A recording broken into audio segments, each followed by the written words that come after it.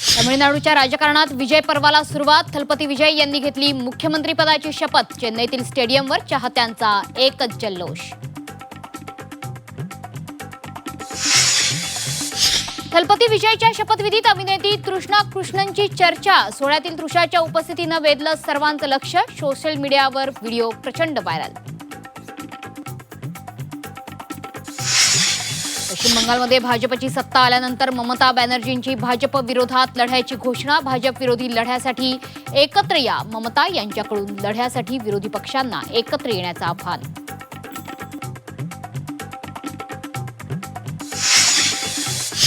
आसाममध्ये हिमंता बिस्वा शर्मा यांचं दुसरं पर्व. 12 मे रोजी आसाममध्ये शपथविधी सोहळा. हिमंता बिस्वा दुसऱ्यांदा मुख्यमंत्रीपदाची शपथ घेणार.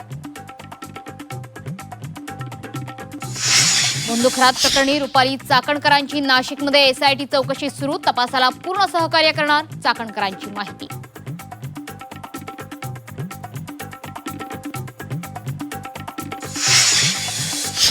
नाशिकमध्ये आणखी एका भोंदूबाबाचा पर्दाफाश. इगतपुरीतून 33 वर्षीय भोंदू चंद्रकांत माळीला बेड्या. घरातील वन्यजीवांचे अवयव पाहून अधिकारी सुद्धा चक्रावले.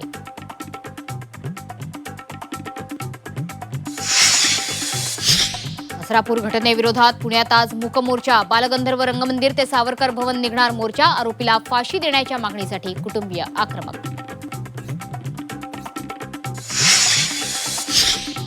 अकोल्यात 6 वर्षीय चिमुरडीवर 15 वर्षीय मुलाकडून लैंगिक अत्याचार. मुलावर पोक्सो अंतर्गत गुन्हा दाखल. अत्याचाराच्या घटनेनं अकोला हादरलं.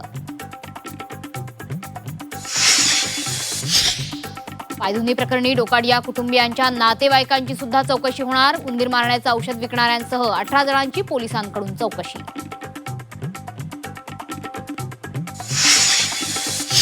उन्हाच्या तडाख्यात आनंद वार्ता. अंदमानात यंदा मान्सूनचं लवकर आगमन होणार. 14 ते 20 मे दरम्यान मोसमी वारे अंदमानच्या समुद्रात दाखल होण्याचा अंदाज. महाराष्ट्रातही वेळेआधीच पाऊस दाखल होण्याची शक्यता.